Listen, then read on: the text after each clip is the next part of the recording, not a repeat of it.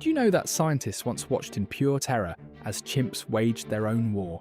In 1974, Jane Goodall was studying peaceful chimps in Africa when something horrifying happened. The chimp community suddenly split in two. What came next was 4 years of pure nightmare. The stronger group began hunting the weaker chimps like monsters. They didn't just fight, they planned coordinated attacks. They tortured their victims. They killed babies. The researchers could only watch in horror as these animals they thought were gentle turned into cold-blooded killers.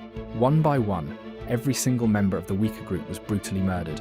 The stronger chimps would ambush them, beat them to death, and leave their broken bodies behind.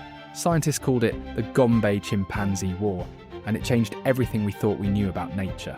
The most terrifying part, these chimps showed the same evil that humans do. They planned genocide. They enjoyed the killing. Jane Goodall said it was like watching our darkest nightmares come true in the animal kingdom.